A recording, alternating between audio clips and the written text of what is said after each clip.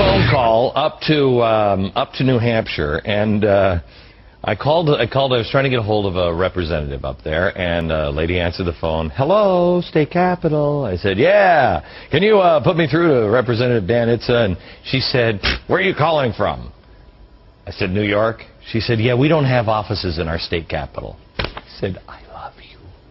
New Hampshire they do things a little differently up in New Hampshire, and Dan Itza is here with us now. You really work from home. You don't have an office in the capital.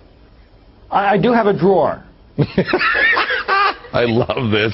Okay. Well, go ahead. I was going to say, we have a committee room, and I have a drawer in the committee room, and we share a secretary with another committee. This is fantastic. Okay, so Dan, you actually have drawn up a resolution because you and others like you say that the federal government is overstepping its bounds. Can you explain? I can, but first I want to say, Glenn, you are not alone. We've got your back, and thank you for the opportunity. Thank you. Yes, we have a resolution that says, thus far, no farther.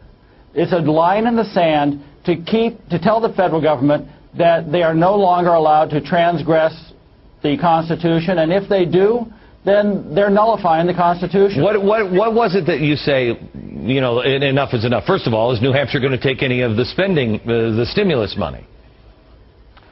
I don't have control over that. Right now, the Democrats are in the majority, and we're in a budget deficit, and I suspect that if anything comes our way, it's going to be snagged up. But so then, I mean, but they're buying you off. I mean, you know, for they're bribing us with our own money. Right. Right. Well, then that line in the sand doesn't really mean anything. What? Well, the issues at hand are things like declaring martial law or a state of emergency without the consent of that state's government. Further encroachments on our right to bear arms, like the Holt bill that's been folded into the stimulus package. Involuntary servitude of those, you know, between 18 and 24. These are issues that are non-negotiable. Okay. All right. So you actually took this and put this into a bill, and it's not your words. It's actually the words of James Madison and Thomas Jefferson, right? Absolutely. Well, it starts off with our own Constitution, which precedes that for the general government, and then the 9th and 10th Amendments, and then Jefferson's Kentucky resolutions from 1798, where he says that we're not bound by unlimited submission to the general government by a compact, the Constitution. Okay, I find this so fascinating because I read the Founding Fathers, I know what they believed, and it makes no sense that you couldn't back out of the Union if they started trampling on those rights. It would only make sense, and that's what those resolutions that those two men drafted and you drafted for your state. But everyone will tell you, you can't do that. The Union is the Union.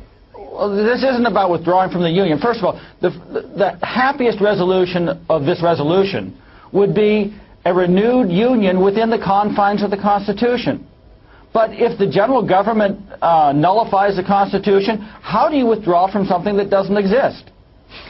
You're playing word games. I like them, but you're playing word games here. Okay, here's the most interesting fact. You're not alone in this. How many states have this resolution based on Jefferson and Madison pending in legislatures all across the country? Last week there were 8 states, including ours, with some sort of sovereignty resolution. This week there are 20, so there's an additional 12 in the last week. Unbelievable. That's truly unbelievable.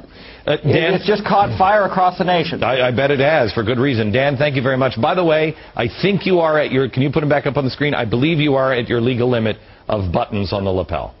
There are those that have more. and I want to say, yeah, but they're at conventions. New Hampshire is the home of the free state, and go to nhliberty.org to see the resolution. All right, thank you very much, Dan. Appreciate it. All right, there are